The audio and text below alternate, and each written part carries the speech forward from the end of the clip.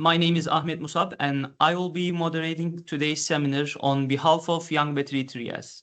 Young Battery 3S, Scientists, Seekers, and Society is an international student community focused on batteries and electrochemical energy storage, bringing together students and researchers from different countries and universities. Today, we are very happy to host Associate Professor Dr. Aligül Büyükaksoy from Gebze Technical University, Department of Material Science and Engineering. He completed his PhD in Material Science and Engineering at Missouri University of Science Technology in United States and worked as a postdoctoral researcher at the University of Calgary in Canada, focusing on solid oxide fuel cells and electrode materials. He has numerous publications on nanostructured electrodes, thin film coatings, cold sintering, and the relation between microstructure and electrochemical performance in solid oxide fuel cells. We will first listen to his talk titled Solid Oxide Fuel Cells, Principle, Microstructure and Engineering, and then have a question asking session. Ali Hocam, the floor is yours. Thank you. So I will share my screen now.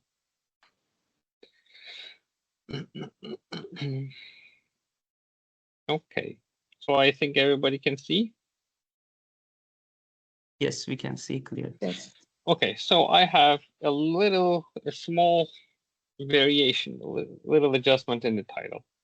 So because I thought that it would be minimum 20 minutes. So I prepared like a 40 slide presentation. But then as I saw Hasibe's email about the flow, I learned that it's about 20 minutes is expected of me. A presentation that should last about 20 minutes is expected of me. So I switched the title a little bit and made a little bit of an adjustment. So I hope it's no problem. So I will talk about nanoscale electrodes for solid oxide cells. So again, I'm talking about solid oxide cells, but mostly about nanoscale electrodes. How we fabricate them, how do their microstructure look, and how their stability issues are tackled.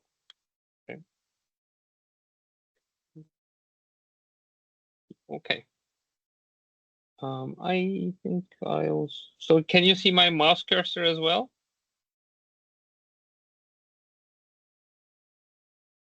Yes, we can see. Okay, Yes. Perfect. So first, solid oxide cells, how do they operate? Okay, how do they operate? How do they work? So as you all know, we have a global warming problem. And this global warming problem can be tackled by mostly by incorporating renewable energy technologies into our energy conversion and storage schemes. Okay, so but the problem is with renewable energies is that they're intermittent. So we don't have sun all the time. We don't have wind all the time, right? So what we can do when we have sun and wind, we can produce electricity.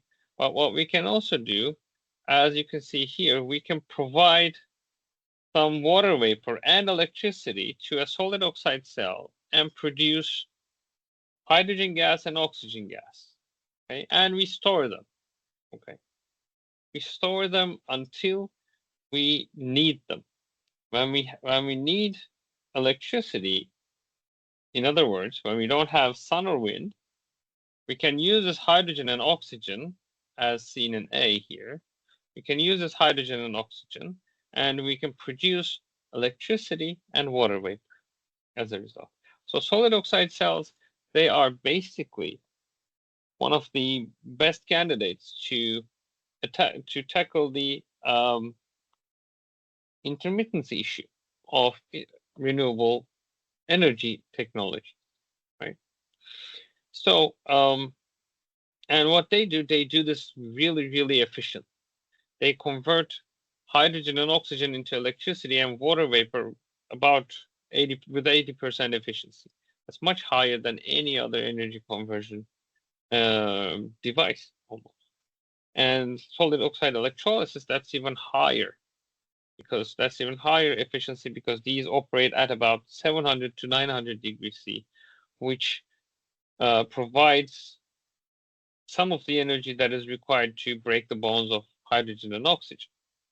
So how do they work? In the fuel cell mode, so solid oxide fuel cell SOFC mode and solid oxide electrolysis mode, how does this device work? So they're about the same thing. They're made up of almost the same materials, right? So you see that we have 3-layer system. We have the electrolyte, and this electrolyte is a dense material that does not have any pores. Okay, if there are any pores, when we purge hydrogen and oxygen from the two sides, they would just intermix, and we don't want that. Okay, so the electrolyte must be an oxygen ion conductor. It should be an insulator for electrons, but a conductor for oxygen ion. All right. So, and we have the air electrode and we have the fuel electrode here. As you can see, they're made up of 2 different materials. I will talk about what they are exactly, what they are specifically. I will talk about that later. And you can see that they are actually porous. They're not dense like the electrolyte, because they need all the gas to be able to travel all around. Okay. So what we do, we purge hydrogen and oxygen, and we take this to 700 to 900 degrees C. And what we get through this Nernst equation, we get an open circuit potential. We get a potential.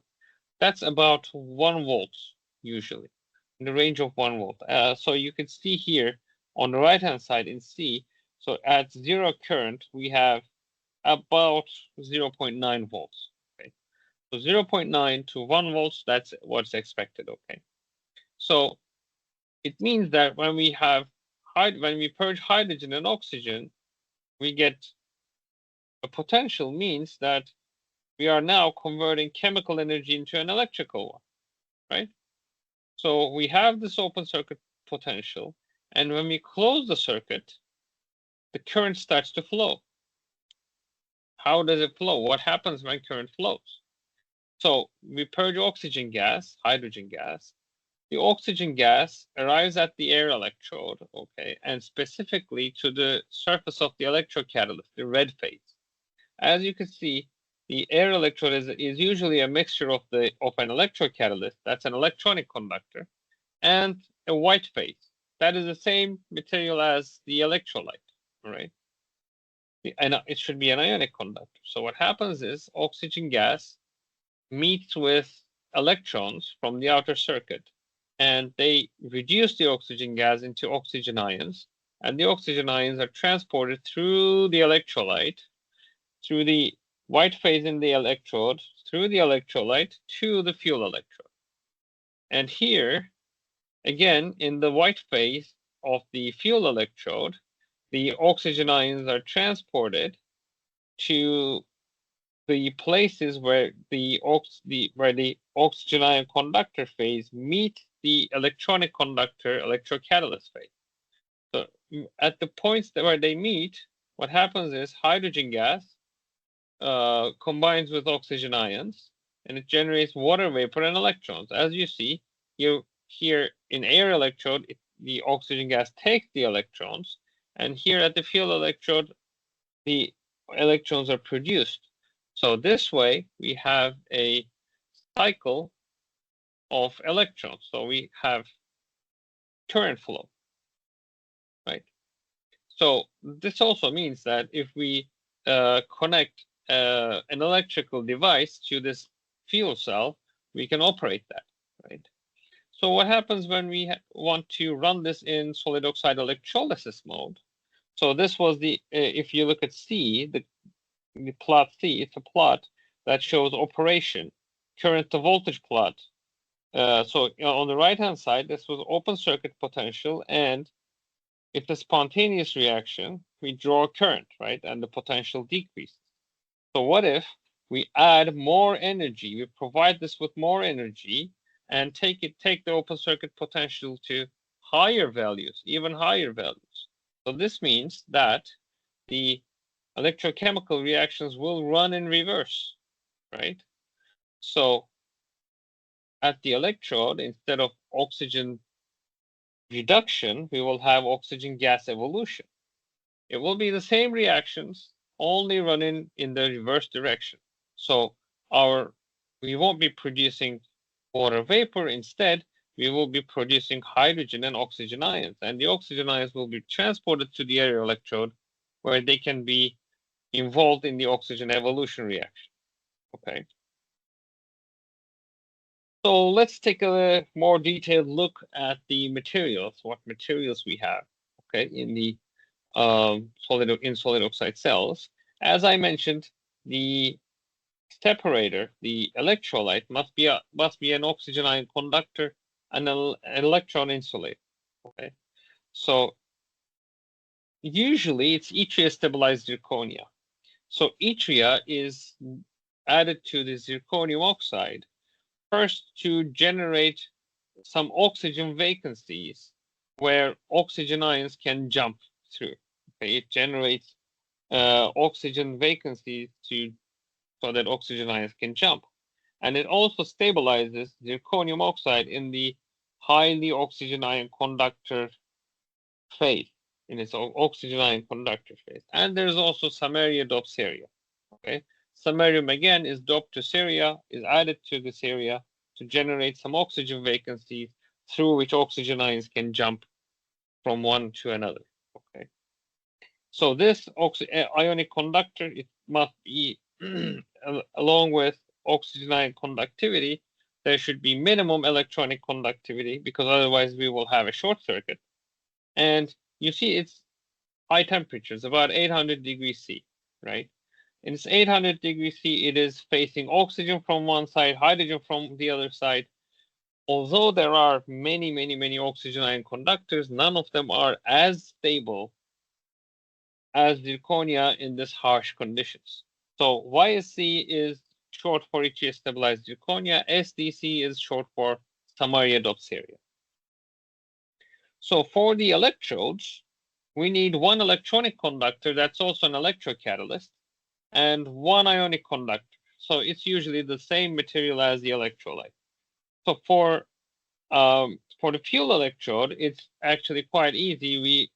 It's almost always nickel. It's almost always nickel, because it's high temperatures and reducing conditions. Nickel can stay in the metallic form, right? So nickel actually promotes hydrogen to attach to its surface, and at the regions where hydrogen and oxygen ion conductor and electronic conductor meet, the hydrogen oxidation can occur, right? So for the air electrode, it's a bit more tricky, because if you would put an electronic conductor metal, it will not stay as metal, right? Because it's high temperatures and it's oxidative environment. So if you would put, for example, nickel, it will immediately become nickel oxide. Or if you would put copper, it would be copper oxide immediately. So we need some materials that could both promote oxygen attachment to its surface, and that could allow electronic conduction, right? So electronic conduction occurs in perovskite type materials, AbO3 type. So that is lanthanum manganese oxide, usually doped with strontium oxide, so that again some oxygen vacancies and some electron holes are generated. Okay, so it's some sort of a perovskite, and it's again mixed with the oxygen ion conductor. As you see, they're all porous. So how do we fabricate these solid oxide cells? How do we produce them? So what we usually do, so this sketch, it shows you how a conventional fuel electrode supported, meaning a fuel cell with a thick fuel electrode, is fabricated. So what you get nickel oxide powder, you get yttria stabilized zirconia powder, you mix them. And you also mix them with some solvent, some binder, some plasticizer. And what you get a slurry, okay? You get a suspension. It's like a liquid with these powders dispersed within, Okay, and what we do tape casting. What tape casting does, it forms these slurries into thin tapes like Scotch tape. Okay. So what we also do, we also get YSC powder. We mix that with solvent binder and plasticizer, and we get a slurry from that. And again, we form it into thin tapes. Okay, much thinner tapes than nickel oxide YSC. And what we do, we laminate them. What does lamination mean? Lamination means basically sticking them together. What we usually do, we usually press them while heating them up at 80 degrees Celsius. And what we have to do, we have to fire them, right? We have to put them into furnace, go up to very high temperatures, and as a result, we will have a porous electrode layer that is thick, that carries the mechanical weight, and a thin YSD electrolyte layer. Why we would like it thin? Because it's the layer that transports the oxygen ions. So if we have thinner electrolytes, we have smaller distances for oxygen ions to travel through. Okay, so that is the fuel electrode plus the electrolyte fabrication. So we need to put on the other side of this fuel cell, we also need to put electrocatalyst with the air electrode, right? So what we need to do, again, very similar approach. We mix electrocatalyst and ionic conductor powder mixtures. The electrocatalyst is usually an AbO3 type perovskite material. We mix it again with solvent and binder, and we will get a slurry. And we deposit this onto the empty side of the electrolyte, and we go up to temperatures exceeding 1000 degrees C.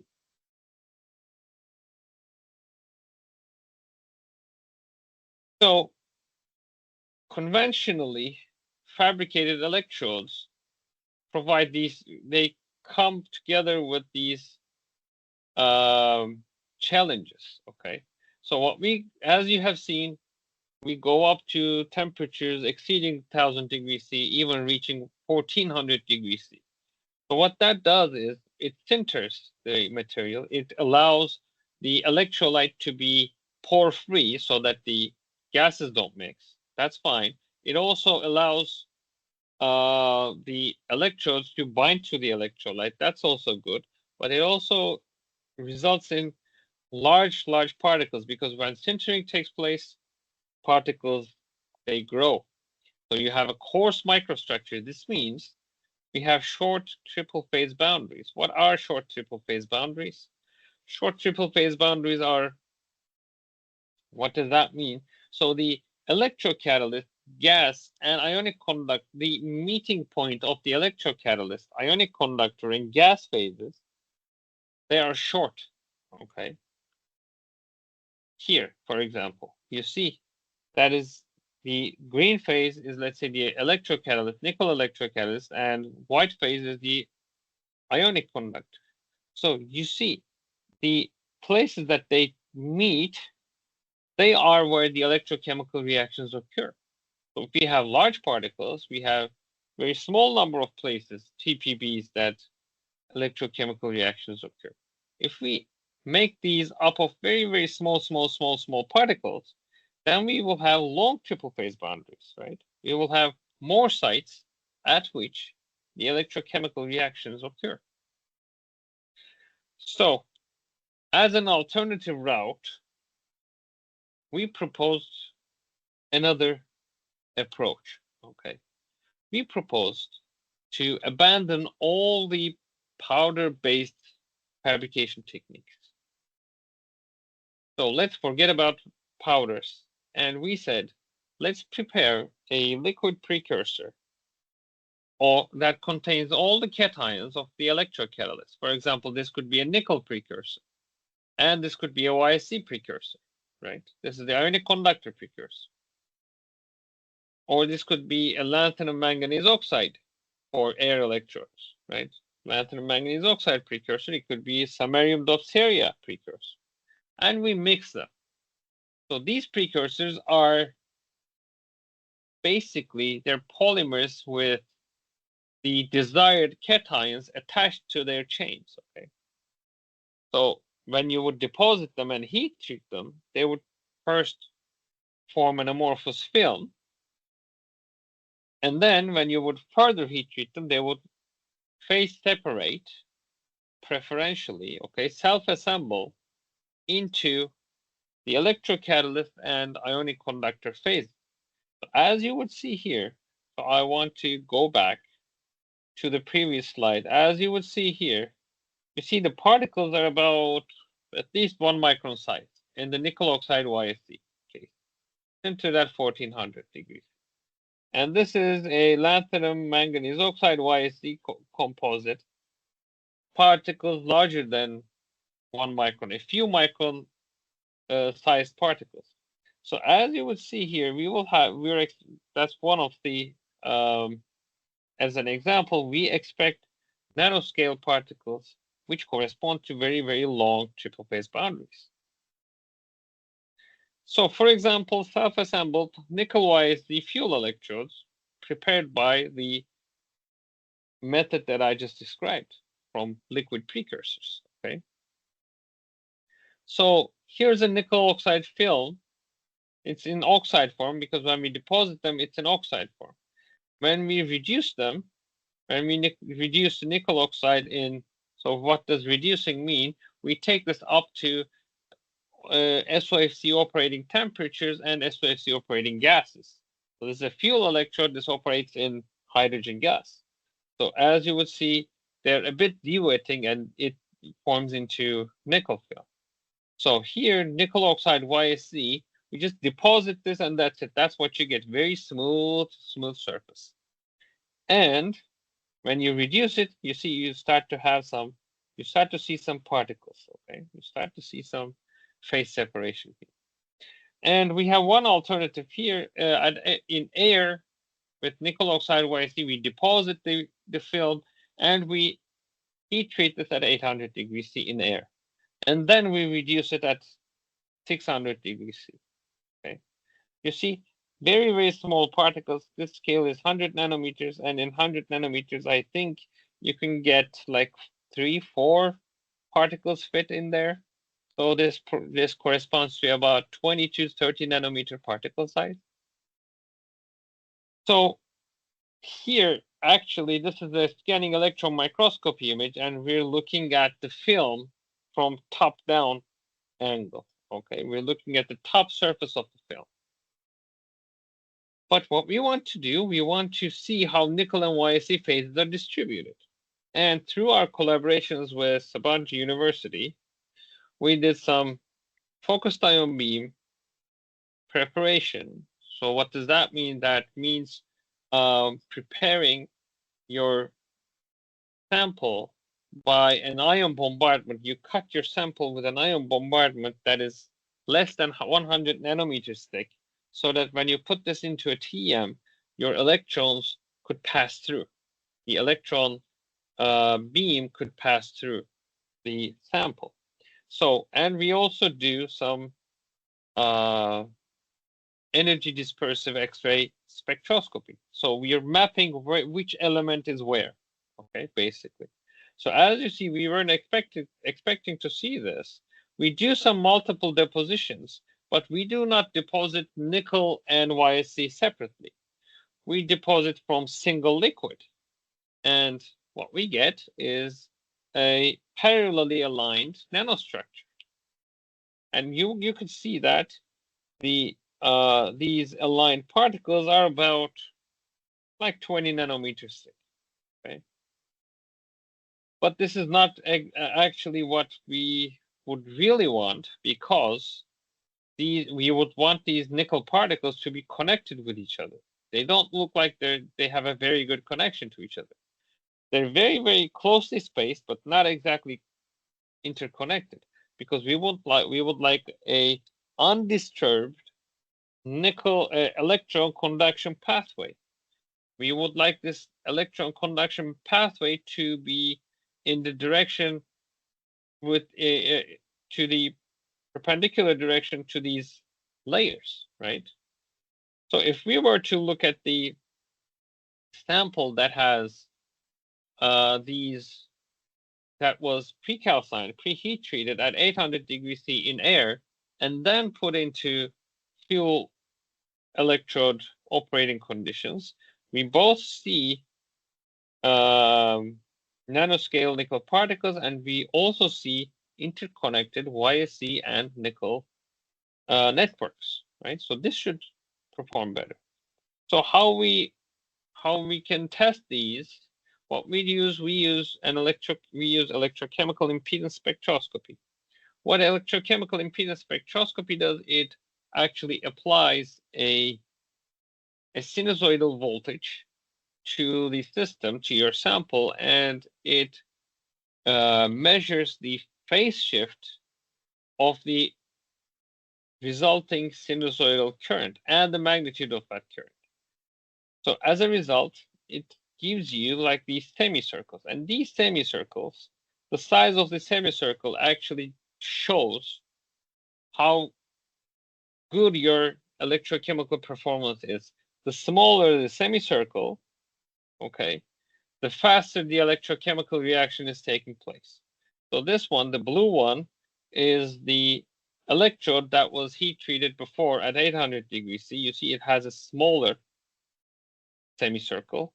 And the red one, it was the one that had parallelly aligned structures. So these are, I will call these electrode resistances. The larger the semicircle, the larger the electrode resistance.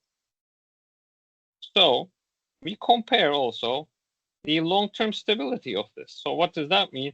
Okay, I measure some very cool performances. These are actually very high performances, even both of them, in comparison to conventionally prepared electrodes. But what if I can get these only for 10 minutes and then they're gone? I want to see how stable they are upon long-term operation. And you see the red one, the one that was parallelly aligned, it's not stable at all. With time, we measure impedance with time, and the size of the semicircle increases exponentially at 600 degrees C. But you see, the one with the that was preheat treated at 800 degrees C, it also has some resistance increase, but it's much slower and it's linear, not exponential. Okay, so there is a mechanism that slows it down. So what our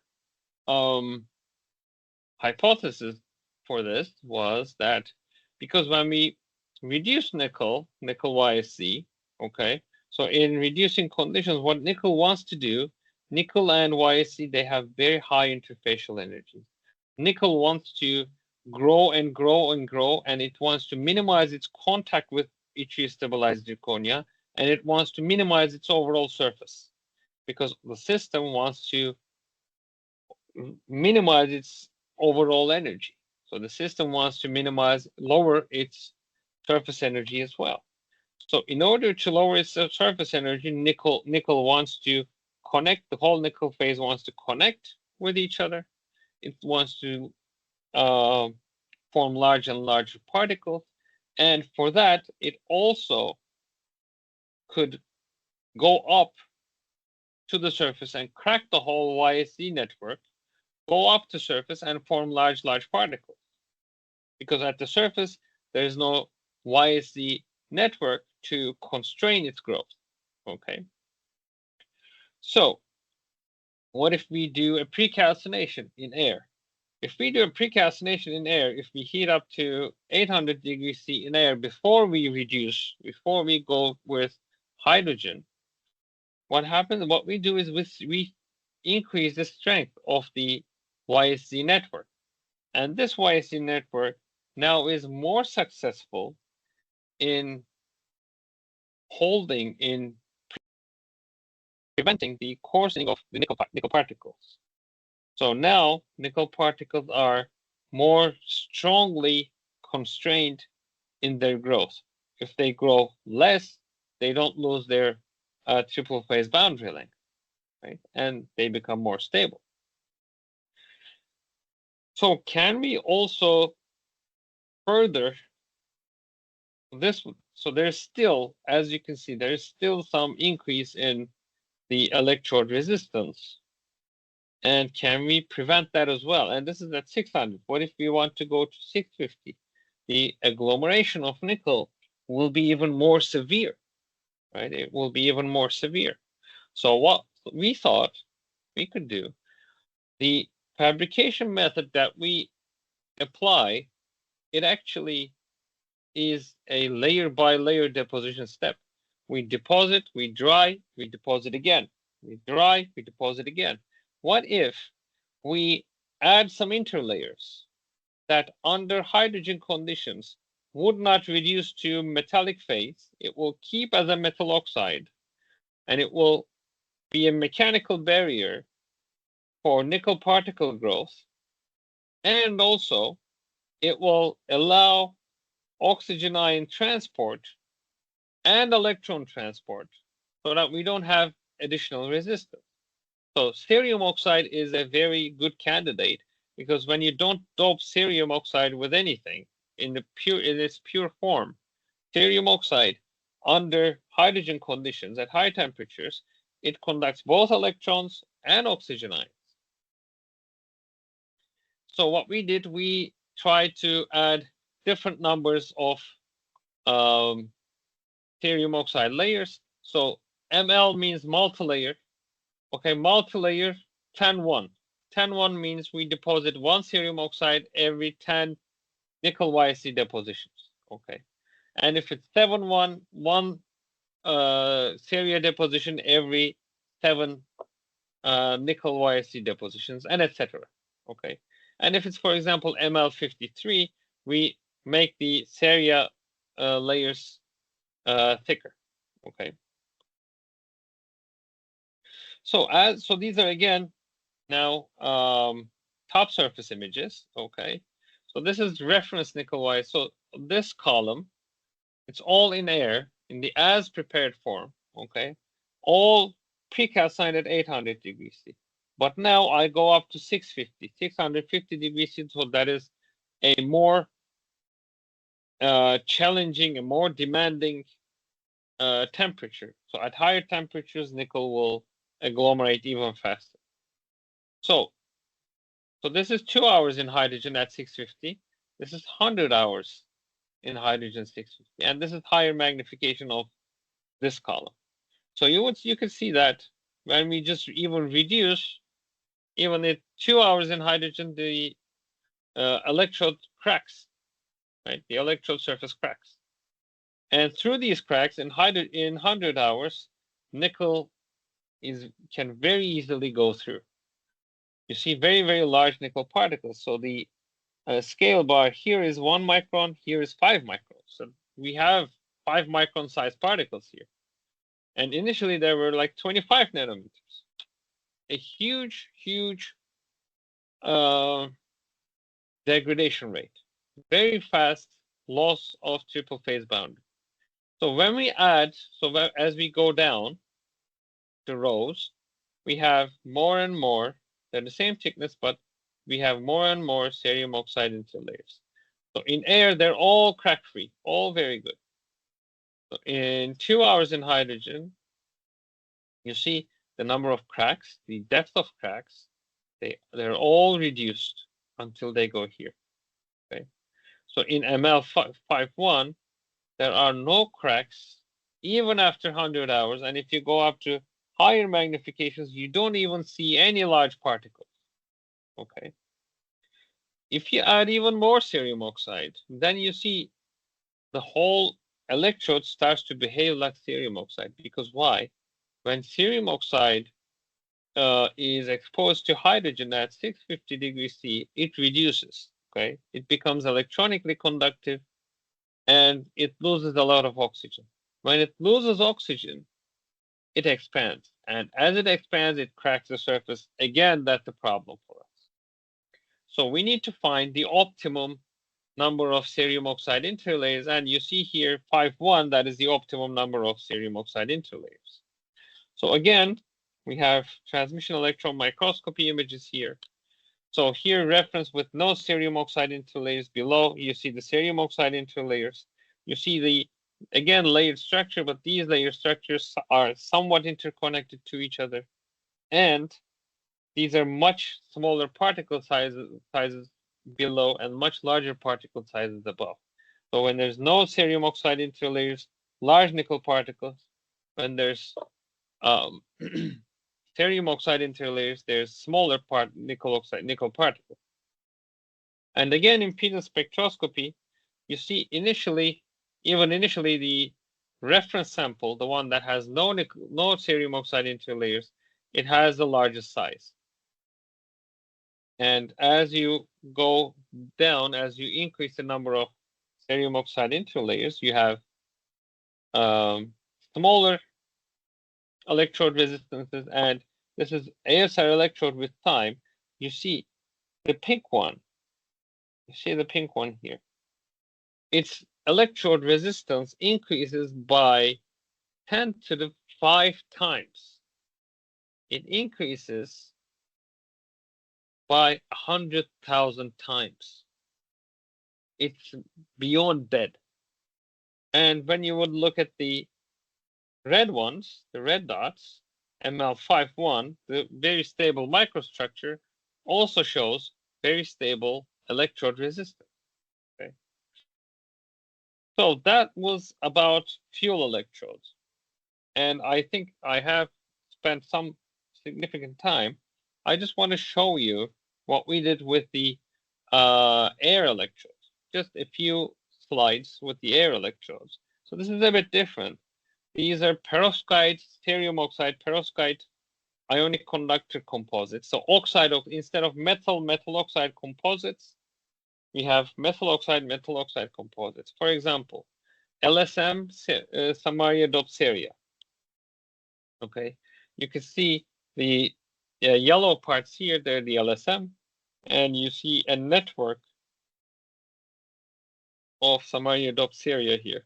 So even the largest particle is about 100 nanometers. Okay, and if you would go with, for example, powder-based method, the powders that you would get, they would have 500 nanometer size in the beginning.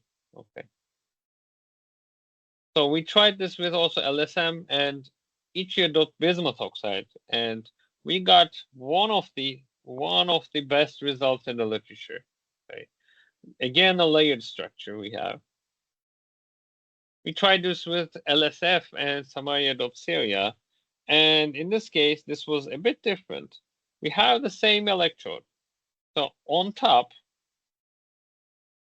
so this is the TM image of what we get. So from the LSF, lanthanum strontium iron oxide, cerium samarium oxide, after 100 hours of testing at 650, you see the pink ones, the pink phase, that is the LSF.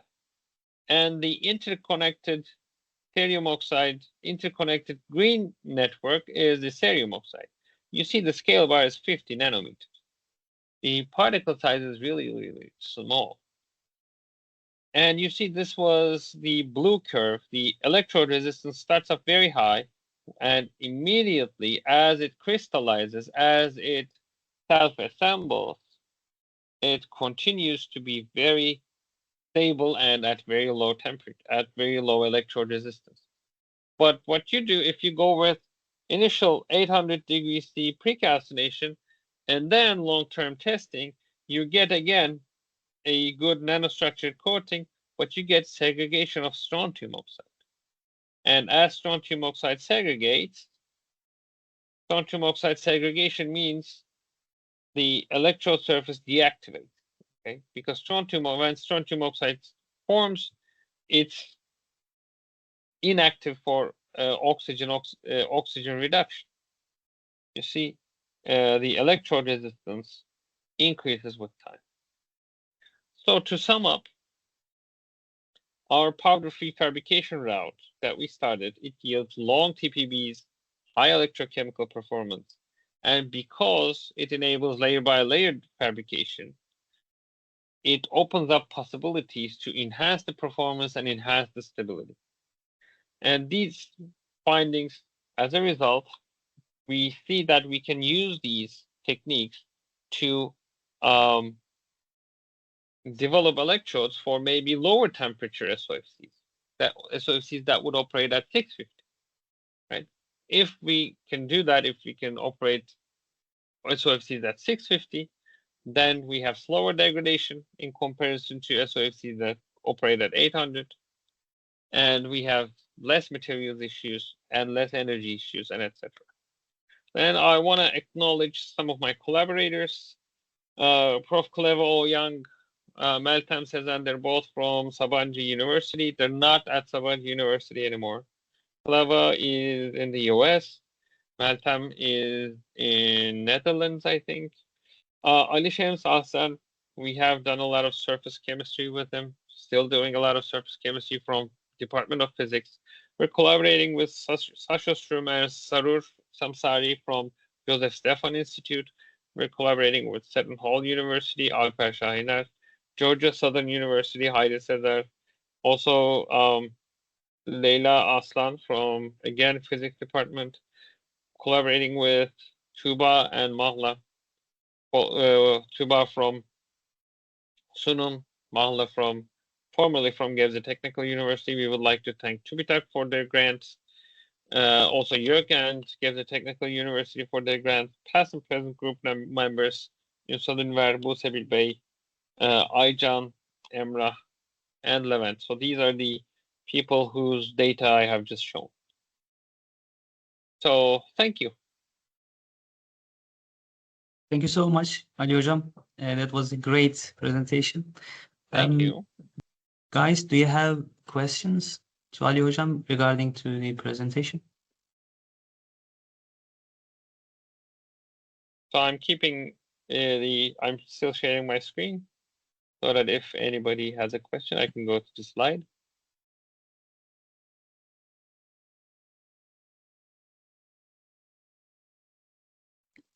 Okay, so I have one question, Hocam. Sure. During the presentation, it comes to my mind, YCZ is a brittle ceramic. Yes. Yes. And for example, during the working principle, solid oxide fuel cells, maybe it will be pressure, probably. I don't know exactly, but how is mechanical stress or potential fracture handled in the solid oxide fuel cells, electrolyte? Yeah, it's not a huge issue, but it should be considered. You're right. It should be considered.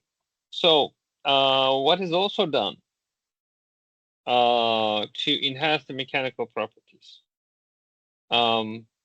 So here you see that this is yttrium stabilized zirconia nickel oxide, and all the electrochemistry actually occurs around the first 10 microns, but the whole thickness is about 500 microns.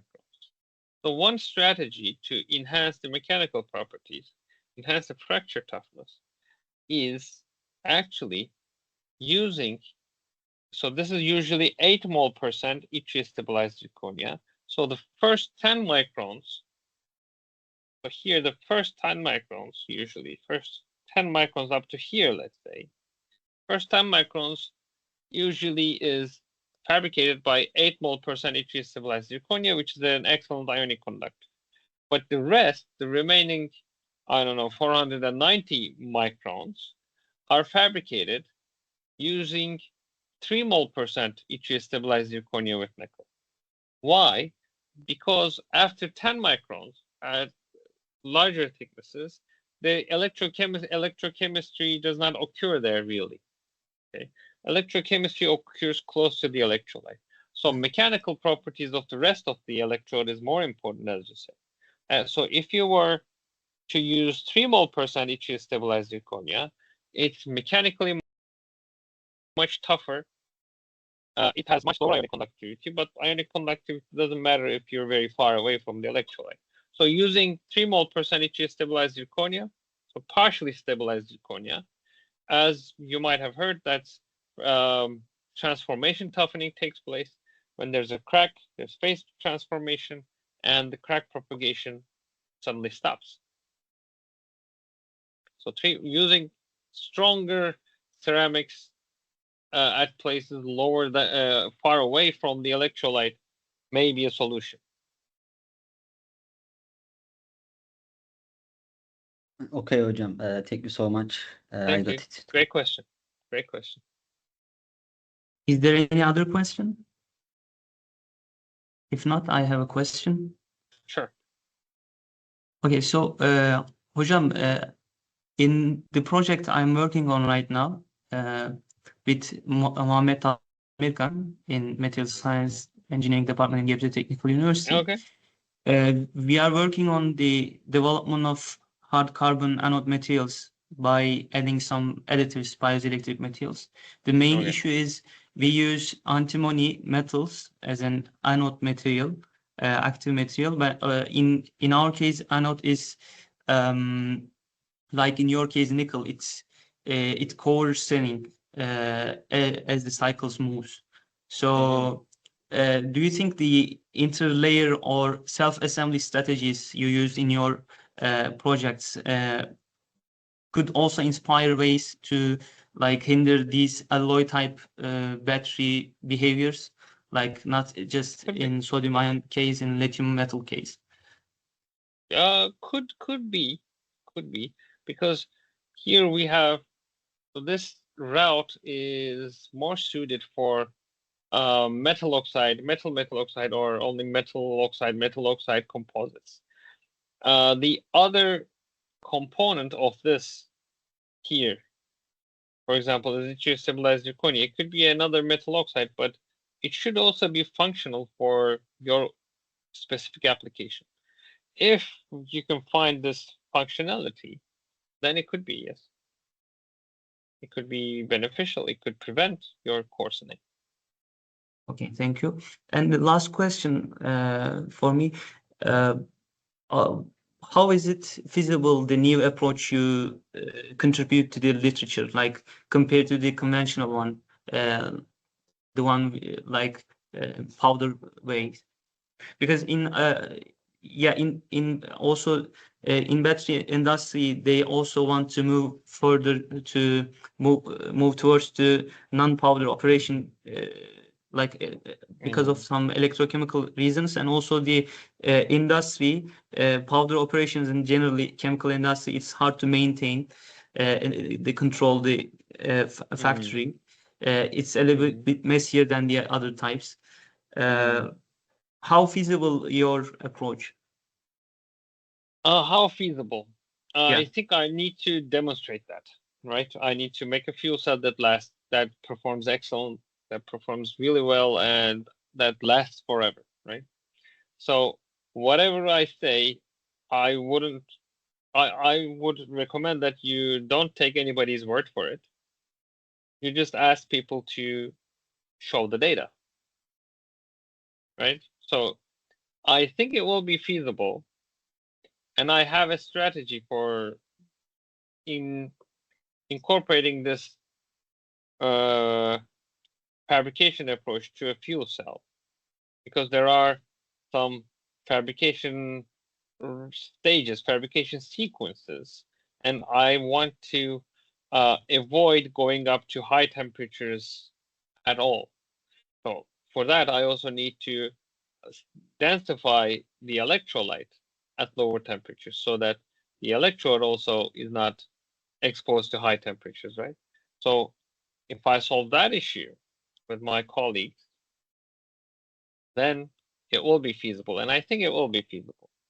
So I'm now working on a proposal that aims to just, it's more practical proposal, shows that this is feasible. So don't take my word for it. I hope I will be able to demonstrate that, and you'll believe it when you see the data. Hopefully. Okay, thanks. So guys, if you don't have any question regarding to the presentation, last session of our seminar today, we just quickly ask some questions regarding to Sure. Research culture and research experience you have. Sure, I'll stop sharing. Yeah. All right. should. Okay. So first question for me, you graduated from Gebze Technical University and then did your PhD in United States, then Canada. So what would be the thing that like after years in research, that was the thing I got from United States or Canada? Because I mean, we all read the same books. Of course, the characterization methods, like technical equipments, all of them are like they can be advanced in other universities Well, or not other really. countries. Not really. About the same. I mean, for example, like mostly, I mean, we generally we don't use so much in situ analysis, like characterizations. I mean, maybe that's technical true for things. batteries. Maybe. That's true for the battery area. So in operando, in situ, that is more for. So that is more popular and more meaningful for battery area, but not in other areas. Okay. And in our university, we have about what we had in the United States, and we have more than what we had in Canada. So I think it's more about culture. I think it's more about research culture. And I think it's more about, in the United States, you have a fierce competition. And if you go, so as you said, we're reading the same books. So if you're doing a PhD at GTU, you're taking the same exact, almost the exact qualifier exam in PhD. Okay. But the thing is, there's a huge competition, and what the culture is, you are thrown into a lab, you're given a task, you're given a problem to solve, and if you can't solve it, you're dispensable, right? So you can be let go, and somebody else will replace you in 1 week. So this is a huge driving force. I'm not saying it's good. It's a huge driving force. Okay. Because United States is very attractive. Working in the United States is very attractive to millions of people, and you're very replaceable. Everybody is replaceable. So that culture, after you get out of that culture, okay, after you survive that, you have a great confidence first, and you have a feeling that you can survive anywhere. In Canada, they don't have that culture. It's more humane. It's more European. Not Europe. It's not in Europe. It's more close. It's right by the United States, but the working culture is more European. Okay, so the life-work balance is much better in Canada, but I could do what I aimed to do in Canada because I went through all that process in the United States. So that perseverance, United States PhD in the United States gives you perseverance mostly, I would say. But you don't give up, you continue, you self-motivate, and so on. When it comes to compare with the European research culture, I mean, as far as I know and I saw, it's more relaxed, as you said, like in Europe, but they have a really good, I mean, they don't look like they work so hard, but they really, whenever I participate the seminar in Europe, after seminar, they really ask great question. I mean, they can look at the seminar from a different perspective, and they were not bothering themselves when they were listening. Generally, they look so different. So, what would you say about that? Like the research culture, the Yeah, well, perspective to the field. I understand. I understand. Well, working hard and working smart. So there's that first. Um, so in Turkey also, I think there's a huge activation barrier for us to do research. Okay, this is finance, this is commute, this is everything. Okay, but in Europe, everything is easier, and the culture is different. The culture is questioning.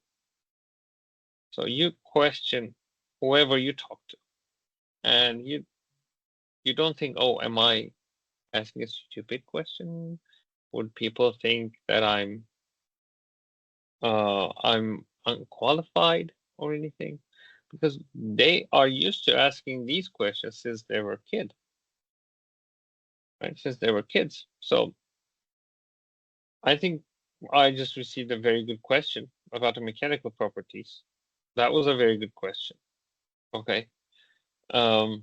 I think these questions can come from all of our students if we can establish that culture. For example, I used to, because also when people ask other people questions, the person who the question is directed to can get offended in Turkey. I've seen that. For example, I wanted to hold group meetings in the group that I established at GTU earlier. And so this was every 2 weeks or every week. Okay. And I wanted people to ask questions to each other. Nobody asked anything. Yes. It was dead silence. Okay. Because they would say, oh, if I ask him or her a question now, and if it's a question that he or she doesn't like, she could like sabotage me the time when I'm presenting, right? Yeah. She can get revenge. So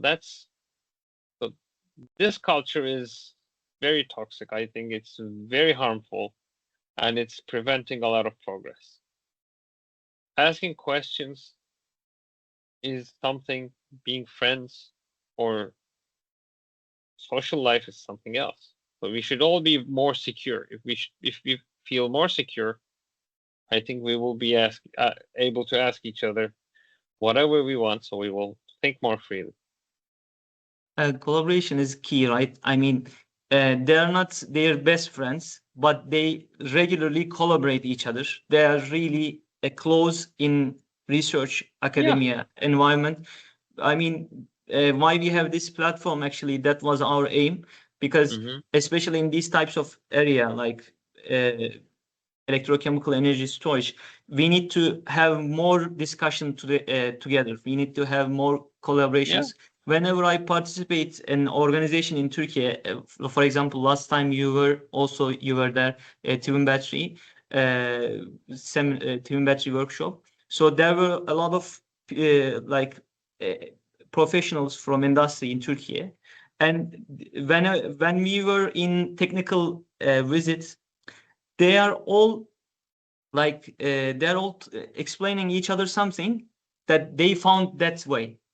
Actually, these are common knowledge, or I mean, they can if they have an opportunity, they would share these knowledge so that they don't need to conquer the America again. So the problem is we need to collaborate each other.